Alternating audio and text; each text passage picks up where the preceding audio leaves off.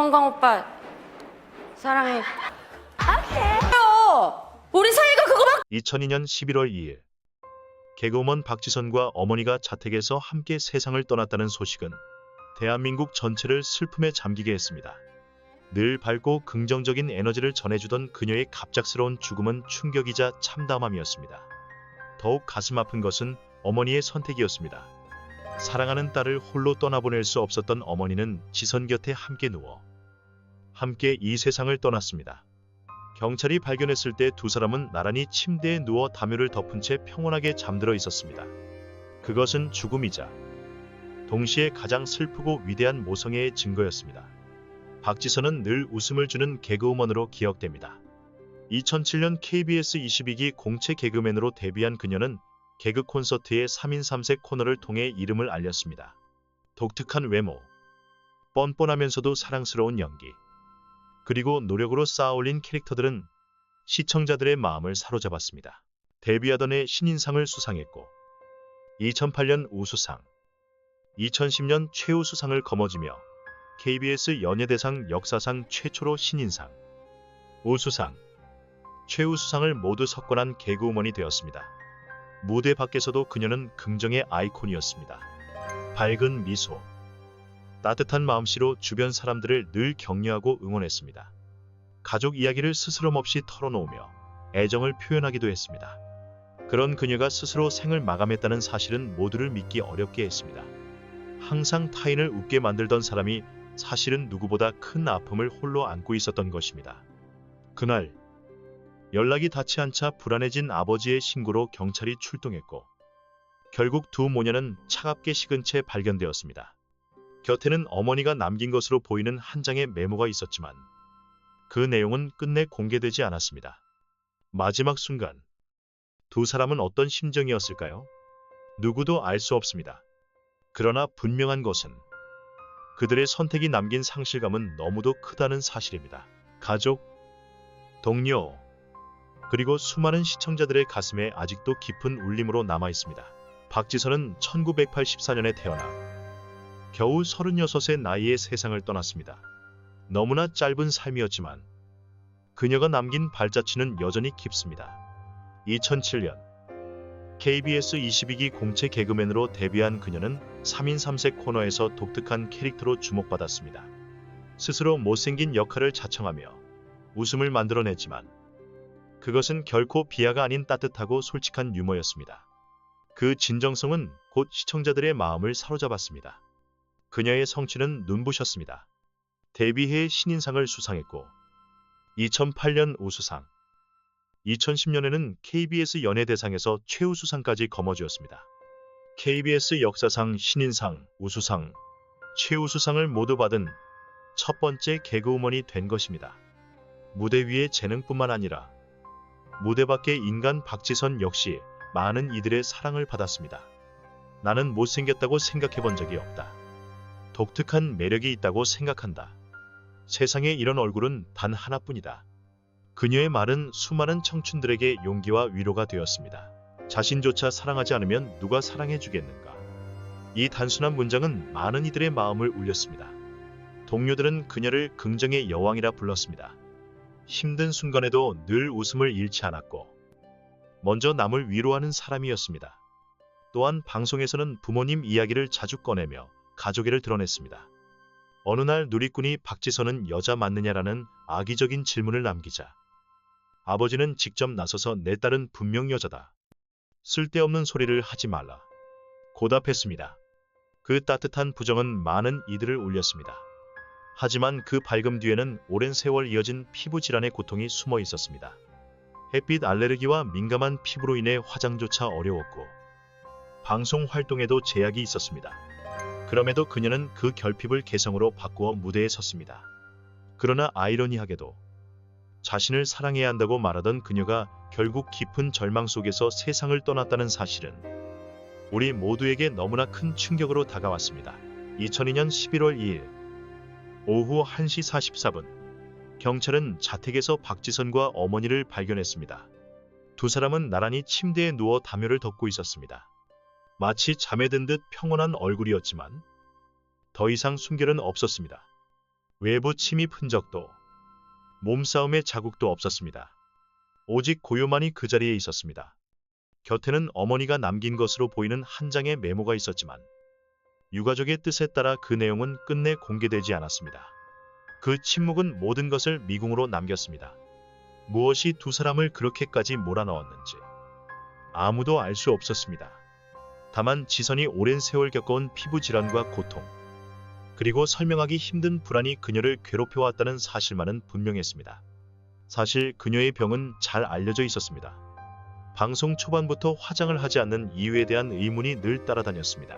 지선은 학창시절 잘못된 치료로 피부가 심각하게 손상되었고 햇빛이나 화장품에 닿기만 해도 발진과 통증에 시달려야 했습니다. 그럼에도 불구하고 그녀는 언제나 웃음을 잃지 않았습니다. 촬영을 피하거나 고통을 참고 버티면서도 무대 위에서는 늘 밝았습니다. 심지어 생전 마지막 인터뷰에서조차 걱정하지 마세요. 작은 수술일 뿐이에요. 11월에는 회복에 전념하겠습니다. 라고 말했습니다. 그러나 며칠 뒤 세상은 믿기 힘든 소식을 들어야 했습니다. 과연 육체적 고통과 정신적 피로가 그녀를 끝내 무너뜨린 것일까요? 혹은 딸을 홀로 보내지 않으려던 어머니의 결심이었을까요? 그 물음은 영원히 풀리지 않을지도 모릅니다. 분명한 것은 단 하나. 그녀의 죽음은 한국 예능계를 깊은 슬픔에 빠뜨렸다는 사실입니다. 수많은 방송이 중단되었고 동료 개그맨들은 충격 속에서 눈물을 흘렸습니다. 그리고 대중은 늘 웃음을 주던 그녀를 떠올리며 처음으로 조용히 울었습니다. 박지선과 어머니의 죽음은 한국 사회에 깊은 충격을 안겼을 뿐만 아니라 언론 윤리에 대한 논쟁까지 불러일으켰습니다.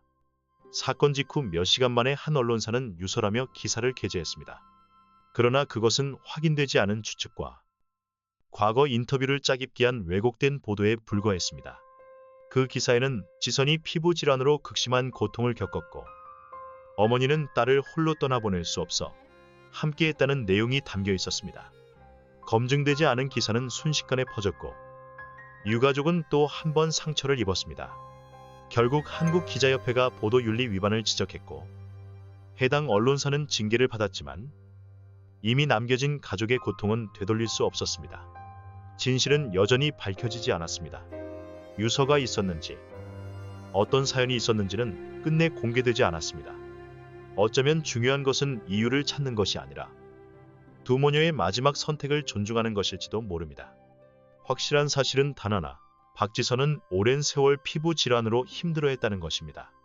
학창시절 잘못된 치료로 피부가 극도로 예민해졌고 햇빛이나 화장품에 닿기만 해도 통증과 발진에 시달려야 했습니다. 그럼에도 그녀는 무대에 섰습니다. 화장을 하지 못해도 꾸밈없이 무대에 올라 당당히 웃음을 전했습니다. 오히려 자신의 다름을 개성으로 바꾸며 대중을 사로잡았습니다. 그러나 그 진실을 알게 된 사람들은 더욱 가슴이 아팠습니다. 타인의 웃음을 위해 자신을 내던진 그녀가 정작 가장 힘들었을 때 기댈 곳 하나 찾지 못했다는 사실이었으니까요. 박지선의 죽음은 대중의 마음뿐만 아니라 동료와 친구들의 가슴에도 깊은 상처를 남겼습니다. 2002년 MBC 방송 연예대상에서 유재석은 수상 소감 중 눈물을 참지 못했습니다. 아직도 지선이가 떠났다는 게 믿기지 않습니다. 하늘에서는 더 이상 아프지 않기를 바랍니다. 다음 생이 있다면 꼭 다시 만나 시청자들에게 웃음을 전하고 싶습니다. 그 한마디는 모두의 가슴을 울렸습니다. 가수 알리 또한 박지선을 그리워했습니다. 힘든 시기에 늘 곁에서 웃음을 주던 친구였지만 정작 가장 힘들었던 순간에 손을 잡아주지 못한 것을 후회한다고 고백했습니다. 그녀의 눈물에 시청자들도 함께 울었습니다. 심리상담가 오은영 박사 역시 애도를 표하며 이렇게 말했습니다. 박지선 씨는 늘 남을 먼저 생각하는 분이었습니다. 그래서 자신의 아픔을 숨겼던 것이지요. 만약 누군가가 그 마음을 알아차렸다면 어쩌면 달라졌을지도 모릅니다. 지선 씨의 죽음은 우리에게 중요한 교훈을 줍니다. 가장 밝게 웃는 사람이 가장 깊은 슬픔을 품고 있을 수도 있다는 사실입니다. 많은 동료들과 팬들은 묘소를 찾아 조용히 꽃을 올리고 향을 피우며 말을 걸었습니다. 온라인에서도 수천 건의 메시지가 이어졌습니다. 웃음을 주셔서 감사합니다. 평안하시길 바랍니다. 그곳에서는 꼭 자신을 위해 웃으시길. 더 안타까운 것은 마지막 순간까지도 지선은 친구들에게 곧 돌아오겠다고 말하며 웃음을 잃지 않았다는 사실입니다. 아무도 그것이 마지막 인사가 될 줄 몰랐습니다. 박지선은 끝까지 남을 걱정하며 자신을 숨긴 사람이었습니다. 그래서 그녀가 떠난 자리는 더욱 크게 느껴집니다. 웃음을 주던 그녀가 이제는 우리의 눈물을 부르는 존재가 된 것입니다. 시간이 흘렀지만 박지선이 남긴 빈자리는 여전히 크게 느껴집니다. 그녀는 단순한 개그우먼이 아니라 많은 이들의 청춘 속 기억이었고 어두운 날을 밝혀준 따뜻한 얼굴이었습니다. 사람들은 여전히 그녀의 웃는 눈빛, 소박한 모습, 맑은 목소리와 재치 있는 농담을 기억합니다. 그러나 무엇보다도 그녀의 마음을 기억합니다. 늘 남을 먼저 생각하고 자신의 고통을 감춘 채 타인의 행복을 바랐던 따뜻한 마음. 기일이 다가오면 온라인에는 수많은 메시지가 올라옵니다. 지선 씨, 그곳에서도 웃고 계신가요? 평안하시길 바랍니다. 짧은 글귀마다 사랑과 그리움이 담겨 있습니다. 유재석을 비롯한 동료들은 여전히 그녀를 잊지 못합니다. 방송에서 그녀의 이름이 언급될 때마다 눈시울이 붉어지고 함께 무대에 섰던 개그맨들은 여전히 지선을 마음속에 간직합니다. 마치 그녀가 잠시 자리를 비운 것일 뿐 언젠가 다시 돌아올 것만 같습니다. 만약 그녀가 지금도 살아있었다면 여전히 무대 위에서 관객을 웃게 했을 것입니다. 여전히 청춘들에게 용기를 주고 긍정의 아이콘으로 불렸을 것입니다. 하지만 운명은 그녀에게 다른 길을 내주었습니다. 그녀의 죽음은 우리에게 중요한 것을 일깨워줍니다. 가장 환하게 웃는 사람이 가장 깊은 슬픔을 숨기고 있을 수도 있다는 것. 그래서 우리는 서로를 더 자주 살펴보고 작은 관심과 따뜻한 말 한마디를 아끼지 말아야 한다는 것. 36의 나이에 세상을 떠난 박지선. 그러나 그녀는 여전히 우리의 마음속에서 살아있습니다. 사랑과 웃음의 상징으로, 그리고 인간에 대한 따뜻한 믿음을 남긴 사람으로. 이 이야기가 마음을 울렸다면 댓글을 남기고 영상을 공유하거나 채널을 구독해 주십시오.